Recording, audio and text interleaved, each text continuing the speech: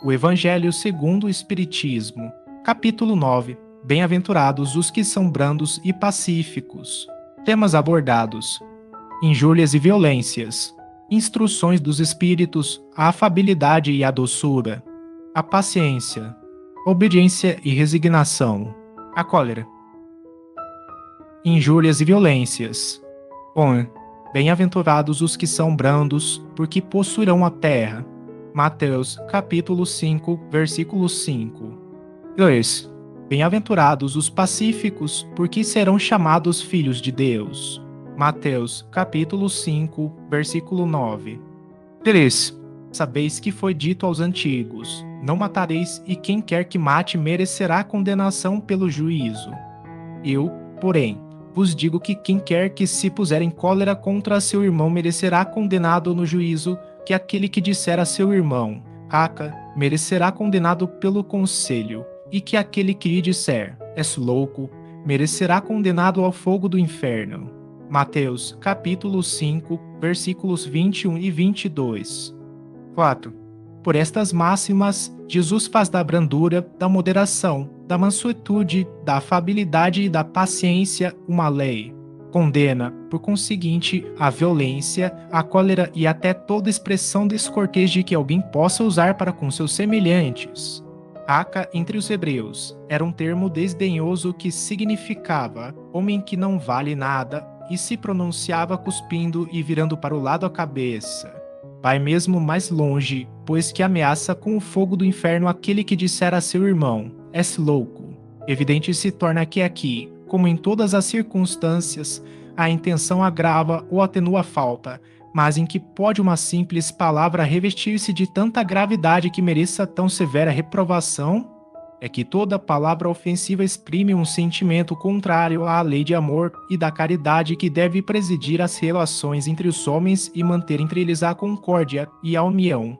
É que constitui um golpe desferido na benevolência recíproca e na fraternidade. É que entretém o ódio e a animosidade. É agudo, enfim, que depois da humildade para com Deus, a caridade para com o próximo é a lei primeira de todo cristão. 5.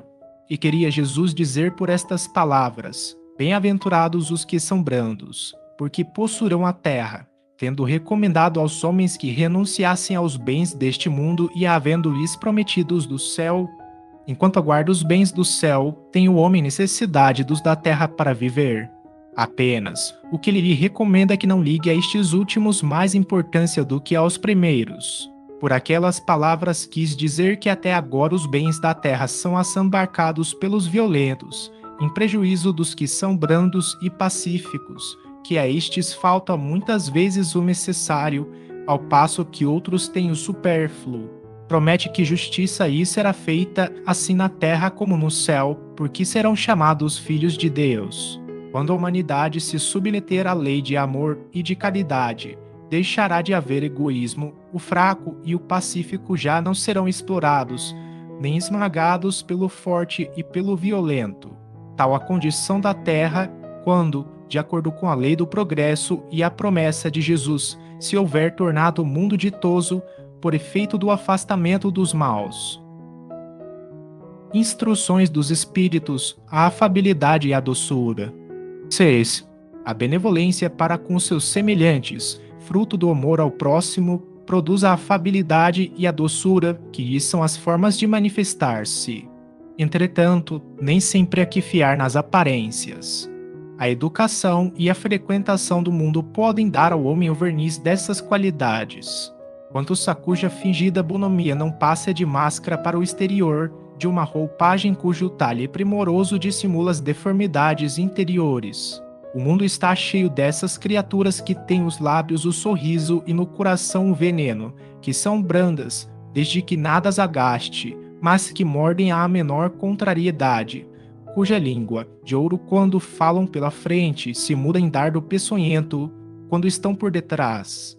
A essa classe também pertencem esses homens de exterior benigno, que, tiranos domésticos, fazem que suas famílias e seus subordinados lhes sofram o peso do orgulho e do despotismo, como a quererem desforrar-se do constrangimento que, fora de casa, se impõem a si mesmos. não se atrevendo a usar de autoridade para com os estranhos, que os chamariam à ordem, acham que pelo menos devem fazer-se temidos daqueles que lhes não podem resistir. Envaidecem-se de poderem dizer: aqui mando e sou obedecido, sem lhes ocorrer que poderiam acrescentar: e sou detestado. Não basta que dos lábios manem leite e mel. Se o coração de modo algum lhes está associado, só a hipocrisia. Aquele cuja afabilidade e doçura não são fingidas nunca se desmente, é o mesmo, tanto em sociedade como na intimidade. Esse, ademais, sabe que se, pelas aparências, se consegue enganar os homens, a Deus ninguém engana. Lázaro. Paris, 1861. A paciência. 7. A dor é uma bênção que Deus envia a seus eleitos. Não vos aflijais, pois, quando sofrerdes, antes, bendizei de Deus onipotente que, pela dor, neste mundo, vos marcou para a glória no céu. Sede pacientes. A paciência também é uma caridade e deveis praticar a lei de caridade ensinada pelo Cristo, enviado de Deus.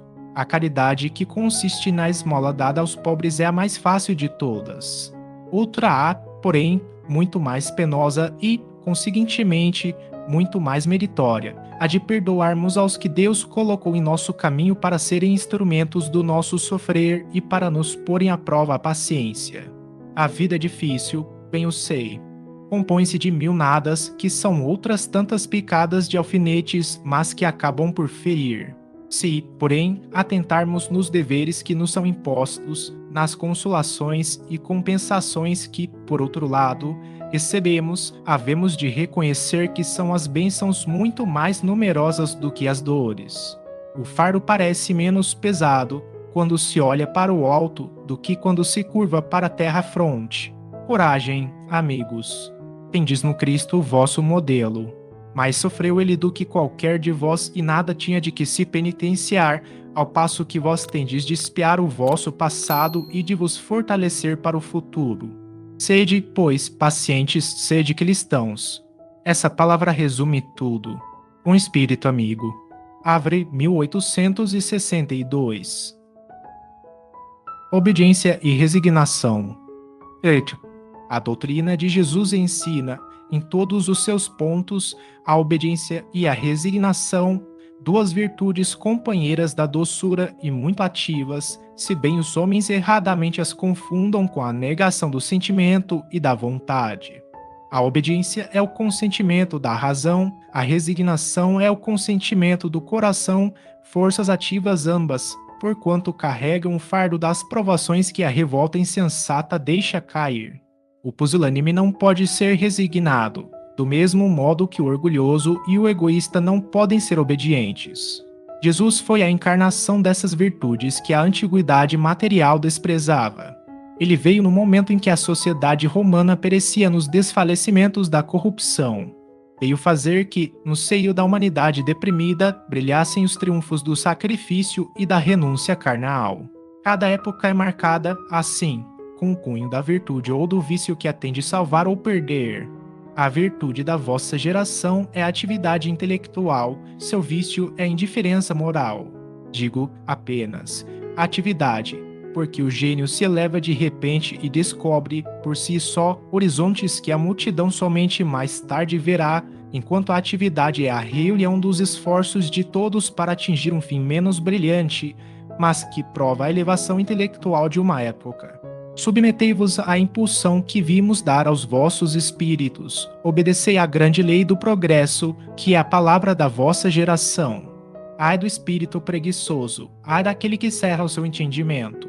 Ai dele, porquanto nós, que somos os dias da humanidade em marcha, lhe aplicaremos o látego e submeteremos à vontade rebelde, por meio da dupla ação do freio e da espora. Toda resistência orgulhosa terá de, cedo ou tarde, ser vencida.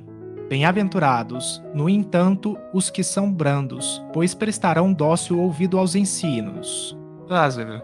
Paris, 1863.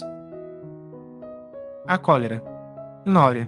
O orgulho vos induz a julgar-vos mais do que sois, a não suportardes uma comparação que vos possa rebaixar, a vos considerardes, ao contrário, tão acima dos vossos irmãos, quer em espírito, quer em posição social, quer mesmo em vantagens pessoais, que o menor paralelo vos irrita e aborrece.